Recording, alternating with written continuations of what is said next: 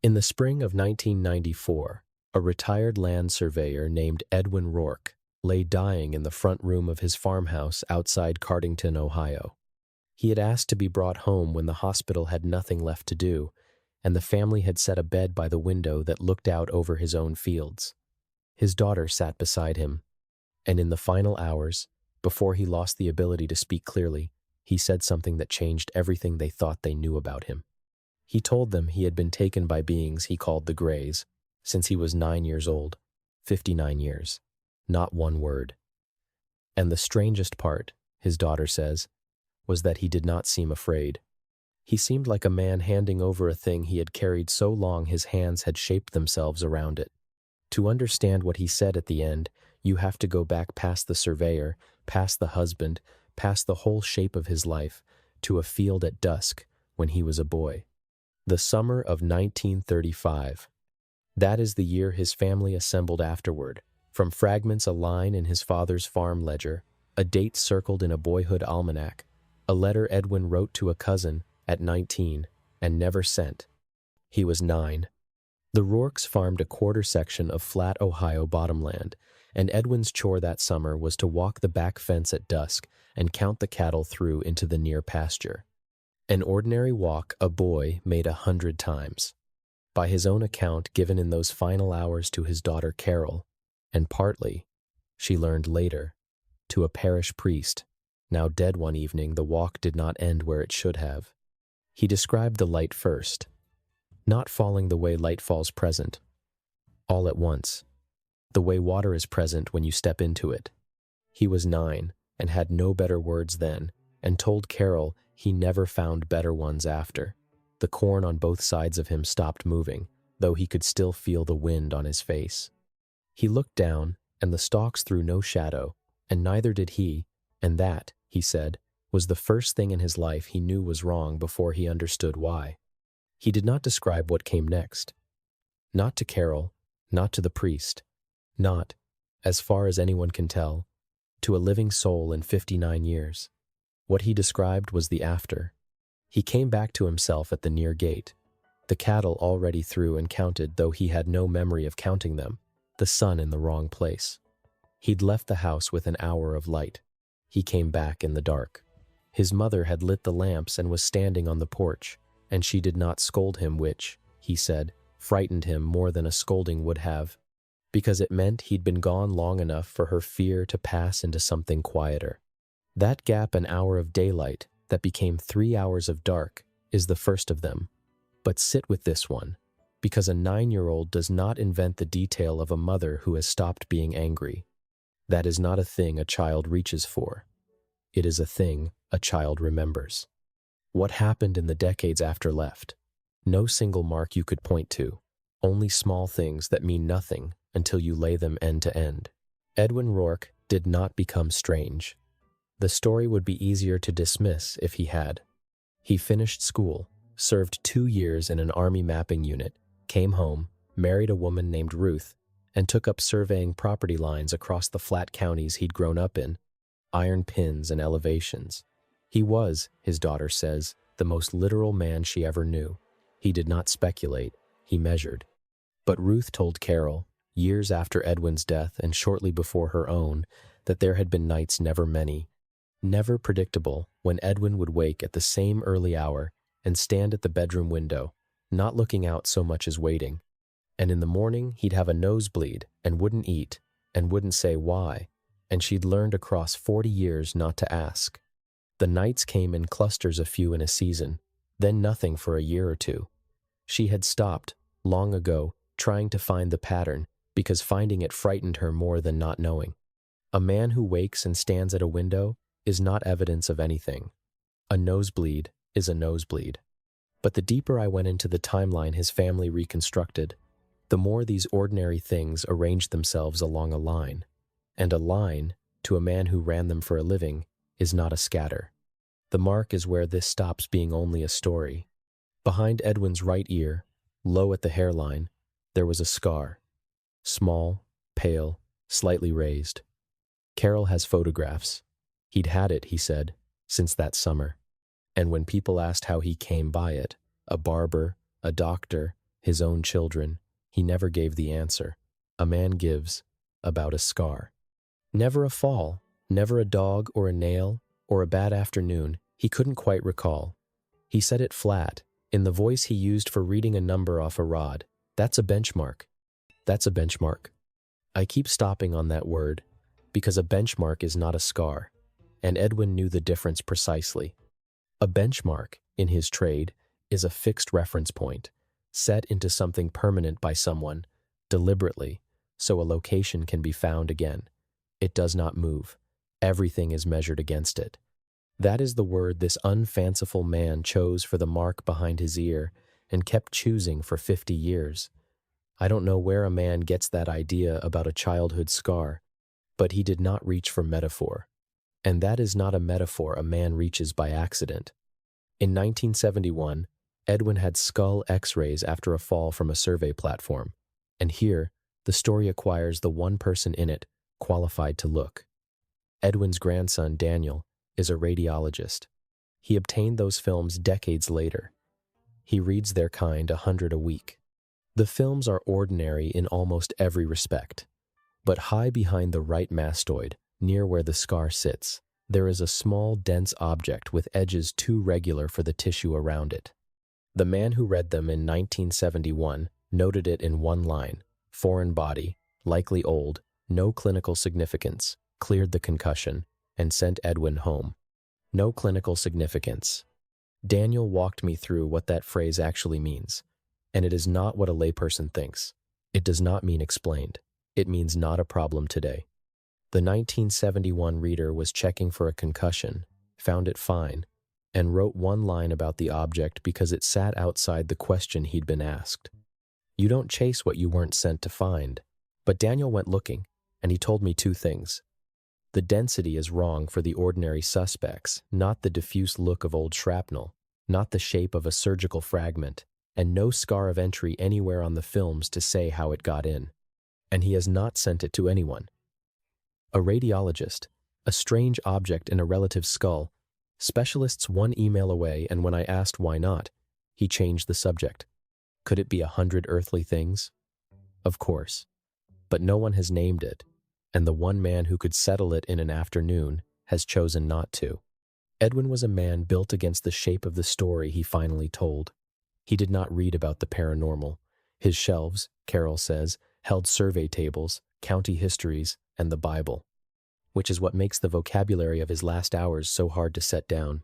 He told Carol the beings communicated without sound, and that the communication did not arrive so much as resolve his word, the way a distant figure resolves into a person as you close the distance, already fully itself before you can make it out. Not spoken to, resolved into. There were two of them, small, but when Carol asked what he meant, he corrected her, and the correction is what stayed with her. Not small the way a child is small, unfinished, on its way to bigger. Small the way a set steak is small, complete at that size, made to be exactly that and no other. The proportions, he said, were considered. That was his word, considered. The word you use for something laid out on purpose rather than grown. And he would not describe the eyes. Carol asked more than once that last week, and each time he went quiet, then said only that you could not find the bottom of them. Nothing behind them, the way there is something behind a person's eyes. None of the small giveaways that tell you a thing is looking back. He reached, finally, for the only comparison a man like him had. Reading an elevation, off standing water. You know there is depth under the surface. The surface gives you nothing, and you can stand there all day and it will not give you 1 inch more. And then he told her the thing at the center of this, the thing that moves it out of that front room, and makes it, if it is anything, not a story about a man at all. He said that somewhere in his 30s, he understood that they had not chosen him. They had chosen the line. He said it slowly. Carol remembers, the way he'd have set a pin. His father had carried the same mark. Edwin had not known this as a boy. He learned it grown, washing and dressing his father's body for burial in 1958, when he found behind the old man's right ear, low at the hairline, the same small pale scar. His father had never spoken of it. He had also, Edwin now remembered, woken at a certain hour and stood at windows, and had nosebleeds he would not explain. And once, when Edwin was small, come in from the fields after dark with the wrong look on his face and said nothing about where he'd been. 2 generations, the same mark, in the same place. And Edwin, standing over his father's body with a washcloth in his hand at 32, understood and told no one for 36 years that whatever this was, it did not visit a person. It followed a bloodline. It was keeping a location, and the location was them. The Rourkes married young and had their children young. Generations run close together in a family like that. By the spring of 1994, Edwin 68 and dying, Daniel was already a radiologist, and his sister had a daughter of 6. That is the reframe, and I want to hold it at arm's length, because by itself, it is a grieving son finding a scar on a corpse and reading destiny into it. 2 marks behind 2 right ears is not much a family's skin. A shared way of nicking yourself shaving. Plain coincidence. I know that. What I can't quite do is keep it at arm's length once I set it next to the rest. Now I have to give this account its enemies. A story like this is easy to tell badly.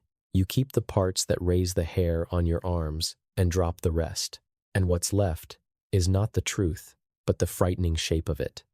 So here are the parts that argue against everything I've said. They argue well.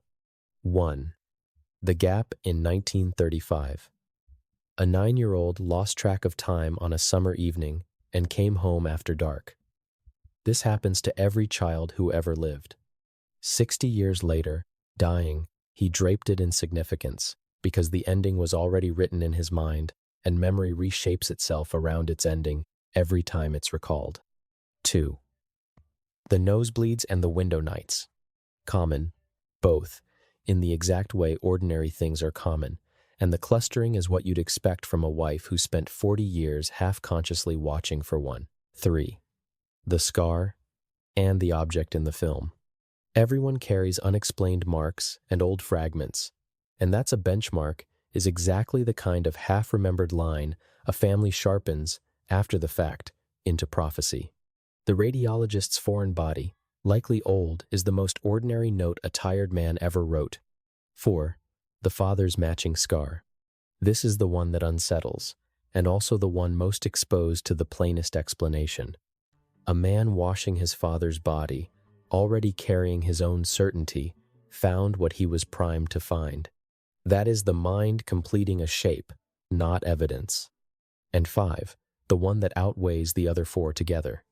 The man who could settle any of this is in the ground, no re-interview, no follow-up question, just a headstone outside Cardington. Everything runs through Carol and Daniel, who loved him, who were burying him, and who built the shape of this only after they knew where it ended. A memory is not filed like a survey record and pulled out unchanged. It is redrawn every time it's opened, and a family redrawing a dead man's life will, without one lie among them, pull every fuzzy line straighter toward the ending they already have. That is the case against, and it is strong. Set each piece by itself on the table, and it comes apart in your hands. But I can't close the file either, and the reason is the one thing a surveyor understands best.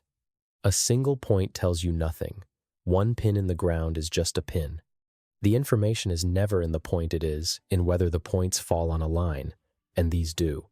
One lost evening, one restless habit, one scar, one fleck in a film, one matching mark on a dead father, one child at a window. Pull any single one, and it's noise. Lay them end to end, across one life, held so close, he carried it 59 years, rather than say the sentence that would change how his family saw him, and they run straight. That is what I keep failing to unsee. Not any one of the points, the line they make. And here is the part I cannot leave alone, because it is the only part that does not end in that room by the window. It is the part that made Edwin Rourke, a man who did not frighten, afraid at the very end. He had a great-granddaughter. She was 6 that spring, the daughter of Daniel's sister, and in Edwin's last months she had begun to wake at a certain early hour and stand at her bedroom window. Her mother thought it was night terrors, common, frightening, self-resolving, and mentioned it the way you mention a small worry at a kitchen table, in passing. And Carol says her father, who had said almost nothing for 2 days, turned his head on the pillow and asked one question, whether the child stood facing out, toward the glass, or in, toward the door. Toward the glass, her mother said. Always toward the glass. Carol says that was the only moment in that last week when her father looked afraid. Because if it were only Edwin, it is one man and a life of coincidences you can file under grief and a literal mind. But if it was his father before him, and if it is the child now the same hour, the same turning toward the same glass, then the question stops being what happened to Edwin Rourke and becomes what he understood, too late, that he had passed down.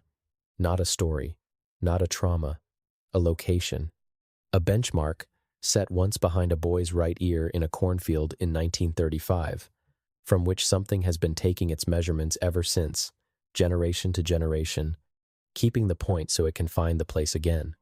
Daniel has the film still, and the photographs too, both scars, Edwin's and his father's, the same small pale mark behind the same right ear a generation apart.